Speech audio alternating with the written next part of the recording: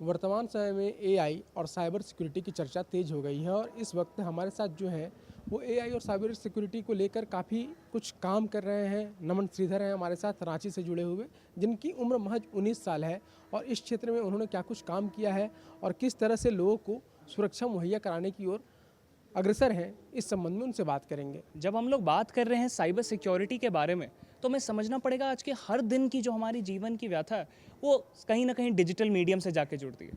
कहीं ना कहीं आप फ़ोन यूज़ कर रहे होंगे इस वीडियो को भी देखने के लिए, लेकिन जहाँ पे हम लोग सोशल मीडिया के बारे में बात करें, किसी भी अकाउंट के बारे में बात करें, कई सारी निजी इन्फॉर्मेशन हमसे लेते हैं। अब वो निजी इन्फॉर्मेशन कल को किसी के सामने आ जाए तो कोई साइबर क्रिमिनल आपको कॉल करेगा और फिर आपकी निजी इन्फॉर्मेशन सामने रख के आपको विश्वास दिलाएगा कि वो सही जगह से बात कर रहा है। अब क्योंकि आपकी इन्फॉर्मेशन उनके सामने अब निजी थी, आप सोचेंगे कि ये सही बोल रहा है और लोग फंस जाते हैं इस चीज़ में। और ये सबसे ज़्यादा देखने को मिलता है डिजिटल अरेस्ट में। डिजिटल अरेस्ट में क्या होता है कि कोई आपको पुलिस की यूनिफॉर्म में कॉल करेगा, सीबीआई बोल करके कॉल करेगा और कहेगा कि आपको कुछ पैसे भेजने हैं और आप डिजिटली अरेस्ट हो, कहीं नहीं जा सकते हो। मगर हमारी गवर्नमेंट ने इसे सही तरीके से खारिज किया और वो भी बिल्कुल पब्लिक नोटिसरी पे कि ये जो चीज़ें बिल्कुल ही उनके नाम पे जो हो रही है फ्रॉड है। डिजिटल अरेस्ट नाम की कोई भी टर्म नहीं है। साइबर क्राइम से बचे कैसे, और इसके अलावा अगर साइबर क्राइम हो जाता है, वैसे कंडीशंस में कई बार होता है कि हमें धन हानि तो नहीं होती, लेकिन कहीं ना कहीं वो तमाम चीज़ें जो पर्सनल चीज़ें थी वो सर्कुलेट हो जाती हैं और ऐसी स्थिति में कई बार ऐसा भी होता है कि गलत चीज़ें निकल कर सामने आती है। इसको चेक कैसे किया जा सकता है? ठीक, तो पहला हमारा प्रश्न था कि बचे कैसे।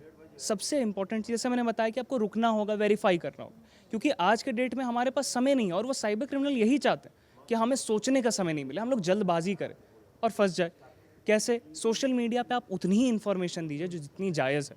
दूसरा, रिपोर्ट कहाँ करें? तो रिपोर्ट करने के लिए cybercrime.gov.in पे जाइए, जल्द से जल्द रिपोर्ट कीजिए। कई लोग रहते हैं जो उतने ज़्यादा कंफर्टेबल, यानी कि अच्छा फील नहीं करे कि अपनी पहचान को दे, तो बिना पहचान दिए भी वहाँ पे आप रजिस्टर कर सकते हैं। फाइनेंशियल रिलेटेड साइबर फ्रॉड आ रहा है, 1930 1930 पे कॉल करेंगे और गोल्डन टाइम रूल, यानी कि 48 घंटे के अंदर में रिपोर्ट करेंगे जल्द से जल्द। और फिर तीसरी बात करें कि एआई के बारे में हम लोग कैसे ये पता करें आज के डेट में कि कोई इन्फॉर्मेशन आ रही है सही है नहीं है। तो गवर्नमेंट से रिलेटेड अगर कोई इन्फॉर्मेशन आपको जाननी है कि सही है या नहीं, आप जाइए पीआईबी फैक्ट चेक पे जाइए, चाहे आप कोई हैं।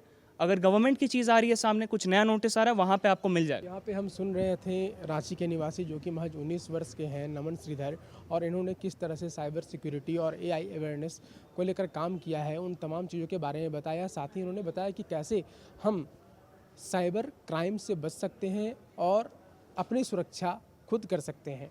डीडी न्यूज़ रांची के लिए सहयोगी विकास कुमार के साथ मैं प्रणय प्रबोध।